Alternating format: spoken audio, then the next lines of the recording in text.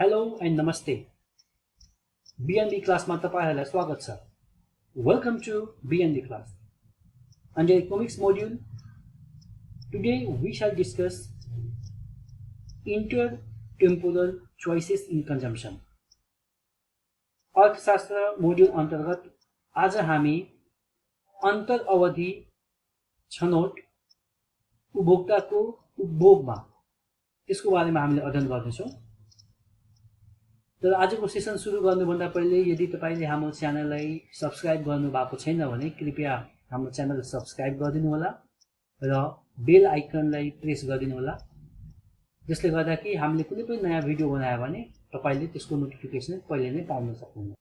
If you have not subscribed to our channel yet, I request you please subscribe the channel and do not forget to press the bell icon so that you will be notified for any latest and releases and updates. So let's begin. Today's topic is intertemporal choice in consumption. उपभोगमा अन्तर अवधि छनौट. यो एक धेरै महत्त्वपूर्ण अवधारणा भनौं या सिद्धान्त भनौं इर्विङ फिशरले लिएर आएका थिए, जसले कि जेएम केन्सले दिएका आयसँग सम्बन्धित पुरानो अवधारणालाई एकदमै नयाँ नजरियाले हेर्ने हामीलाई मौका दिएको छ. जेएम केन्सले चाहिँ अहिलेको अवधिमा या दिइएको अवधिमा गरेको आय र त्यसको उपभोगको बारेमा बताएका थिए. तर इर्विङ फिशरले चाहिँ एक नयाँ दृष्टिकोण दिए, जसमा उहाँले के भने कि एक विवेकशील उपभोक्ताले चाहिँ आजको मात्र हैन कि भोलिको र भविष्यमा हुन सक्ने र उले आउन सक्ने प्राप्त हुन सक्ने विभिन्न अवसरहरूलाई पनि ध्यानमा राखेर उले उपभोग गर्ने गर्छ. त्यही क्रममा चाहिँ इर्विङ फिशरले यो सिद्धान्तको प्रतिपादन गरेका हुन्. This intertemporal choice in consumption was a breakthrough to study the consumption pattern or the behavior of the consumer in terms of consumption. This has provided a new insight to study the consumption of the consumer a very different way than the J.M. Keynes. As per Keynes' model of income hypothesis, he stated that the consumption is always related to the current income of any consumer. However,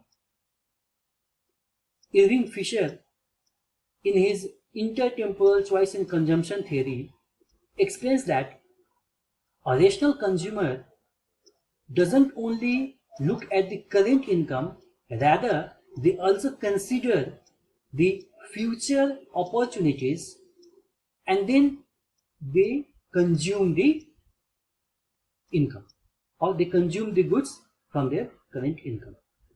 So this was the basic difference that Irving Fisher has stated in this theory. This theory also laid down for development of some more income hypotheses like Modigliani's life cycle income hypothesis, Friedman permanent income hypothesis. I shall be making videos for all those theories in the coming time, and I'll upload. So you do not forget to press the bell icon so that you will be notified whenever I upload those videos. यस उपभोगमा अन्तर अवधि छनौटको सिद्धान्त दिएर इर्विङ फिशरले चाहिँ मोडिगिलानीले जीवनभरको आयको जुन सिद्धान्त दिएका छन्, वा फ्रिडम्यानले जुन पर्मानेन्ट आयको सिद्धान्त दिएका छन्, त्यसको लागि पनि एउटा बाटो तयार पारिदिएका थिए. त्यसको भिडियोजहरु पनि हामी विस्तारै अपलोड गर्दिनेछौं. त्यो म्याक्रो इकोनोमिक्स अन्तर्गत हाम्रो पढ्ने टपिक हो र नेपाल राष्ट्र बैंक अद्वितीय तृतीयको लागि चाहिँ धेरै नै महत्त्वपूर्ण टपिकहरु पनि छन्. त्यो म विस्तारै फेरि यहाँ अपलोड गर्नेछु. त्यही भएर तपाईले बेल आइकन प्रेस गर्नु होला कि त्यो भिडियोज राख्नेबित्तिकै तपाईले चाहिँ नोटिफिकेसन पाउनुहुन्छ. र आजको हामी सिद्धान्तको बारेमा अलिकति विस्तार रूपमा अध्ययन गरौँ. जसरी कि मैले पहिले नै भनिसके कि उपभोगमा अन्तर अवधि छनौट इर्विङ फिशरले दिएको एक उपभोक्ताको उपभोग गर्ने प्रकृतिलाई अध्ययन गर्ने एक सिद्धान्त रहेको छ. सामान्य भाषामा यसलाई परिभाषित गर्दाखेरि फिसरका अनुसार यो कस्तो सिद्धान्त हो त कुनै पनि उपभोक्ताले आफूसँग रहेको मौद्रिक साधनको प्रयोग गर्न यदि उसले विभिन्न अवधिमा त्यो साधनहरूलाई प्रयोग गरेर उपभोग गर्छन् भने त्यसलाई नै अन्तर अवधि छनौट भनिन्छ उपभोगमा अन्तर अवधि छनौट Now we shall discuss this intertemporal choice in consumption in very detail.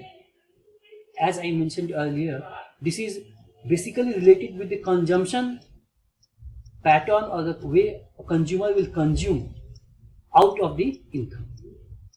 So, in a very simple term, when a consumer has a choice to consume over a different period of time, then this is called the intertemporal choice in consumption. Now, in order to understand this theory, let us assume there are two periods P1 and P2. C1 and C2 are the consumptions for the period. M1 and M2 are the respective money income for the respective period, and R is the rate of interest. मानौ हामीले दुईटा अलग अवधि P1 र P2 मानेको छौं जसमा P1 लाई पहिलो अवधि र P2 लाई दोस्रो अवधि मानेका छौं C1 र C2 पहिलो अवधिको उपभोग खर्च र C2 चाहिँ दोस्रो अवधिको उपभोग खर्च M1 र M2 ले चाहिँ दुईटै अवधिको क्रमशः मौद्रिक आय या आम्दानी जनाएको छ र R भनेपछि हाम्रो अहिले चलन चल्तीमा चल्ने ब्याज दर छ अब हामीसँग या कोही पनि उपभोक्तासँग 5 किसिमको कन्डिसन खडा हुन जान्छ There will be 5 different conditions through which the consumer can consume or incur the expenditures. Condition 1. They will save the current money, entire income of the current period, and expend or spend the money in the second period. अहिलेको अवधिको सम्पूर्ण आयलाई बचत गर्ने र अर्को अवधिमा खर्च गर्ने यस्तो केसमा चाहिँ दोस्रो अवधिमा गर्न सकिने अधिकतम खर्च या उपभोग In this case, the maximum consumption that a consumer can do in period 2 will be given by the given equation as you can see. I'll give you a moment to view, observe and understand the equation. It is very simple equation. I'll explain the first one and the remaining all you can understand easily. Here C2 is the consumption that he will make in the second period. Since he saved all the money income of first period, so the first period will be multiplied with the given rate of interest that will be compounded. Since it is only for 1 year, so the power will be 1, and that's why it is just 1 plus R, plus the money income of the second period, and so the consumer has consumed the entire income in the second period.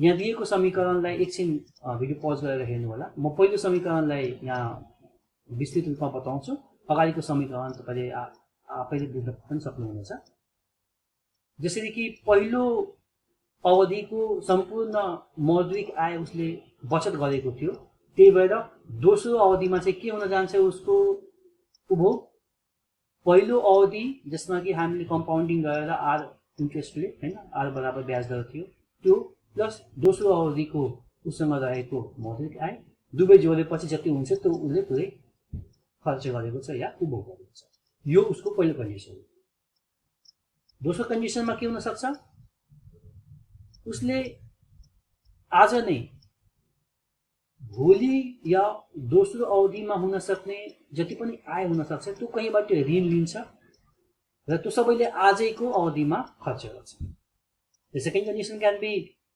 the consumer will borrow the entire income equal to the income in the P2 in the current period, that is P1, and consume all the income, money income in the current period. So the equation is again there. You can pause the video and watch. यो भिडियोलाई एकछिन रोकेर तपाईले हेर्न सक्नुहुन्छ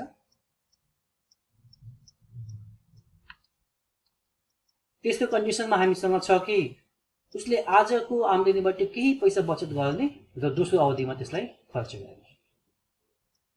The third condition is the consumer will save some of the money of current period and consume that in the second period. In this case, the equation will be something like this, that is the maximum consumption that the consumer can do in second period will be given by this.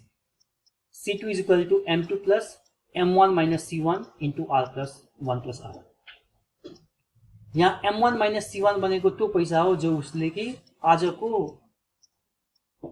आयबाट बचत गरेको छ, किनभने आज उसले M1 आय गर्यो, C1 बराबरको उसले खर्च गर्यो, अर्थात् M1 minus C1 बराबर उसले बचत गर्यो। जस्तै कि हामीले भन्यौं कि अलिकति पैसा बचत गर्ने र त्यो पैसा चाहिँ अब उसले कम्पाउन्डिङ गरेर ब्याज सहित अर्को पिरियडमा चाहिँ खर्च गर्छ। Same way we have the fourth condition, borrow some money income from period 2 to consume in period 1.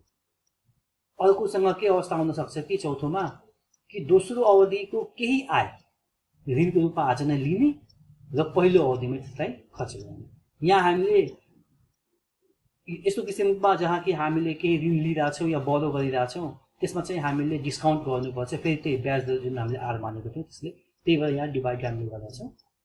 In these cases where the consumer is borrowing some money from the second period, we have to discount it through the given rate of interest, and so the equation for the maximum consumption in period 1 will be given by this one. The fifth condition is very simple, neither save nor borrow. पाँचौं अवस्था एकदमै साधारण अवस्था रहेको छ। उसले न त बचत गर्यो न त ऋण लियो, अर्थात् कन्ज्युमरले उपभोक्ताले आफूसँग भएको सम्पूर्ण रकम पहिलो अवधिको पहिलो अवधिमै सकाइदिने र दोस्रो अवधिको दोस्रोमै हामीले सकाइदिने। यसरी आज हामीले इन्टरटेम्पोरल चोइस इन कन्जम्सन उपभोगमा अन्तर अवधिय छनौटको अवधारणा मात्रै आज हामीले बुझेका छौं। यो अलिकति लामो र धेरै नै पेचिदा टपिक हो। यसमा अगाडि यस्तो किसिमको अनसर्टेन कन्डिसनमा, अनिश्चित अवस्थाहरूमा कोही पनि उपभोक्ता कसरी सन्तुलन प्राप्त गर्छ त, त्यसको बजेट रेखा, बजेट कन्स्ट्रेन्ट कस्तो हुन्छ, त्यसको बारेमा अगाडिको भिडियोमा म हाल्दिन्छु। यो पार्ट 1 मात्रै हो, हामीसँग बनिराख्नु होला। In today's video, we only discussed the basic concept of this theory, that is intertemporal choice in consumption. There are many other concepts related to intertemporal choice theory that I shall be updating in next videos. Please stay with us, where we shall discuss how a consumer will gain equilibrium in the intertemporal choice condition, what will be the budget constraint, and many other things are there that we shall be discussing. So this was for today. If you like the video, please share with your friends and write comment for improvement. यदि तपाईले video मन पराउनु भएको छ भने आफ्नो साथीभाइसँग share गरिदिनु होला, लाइक गरिदिनु होला, र केही सल्लाह सुझाव केही छ भने कमेन्ट बक्समा लेखिदिनु होला। हाम्रो च्यानललाई कृपया subscribe गरिदिनुस्। And yes, keep learning with BNB class. Thank you so much.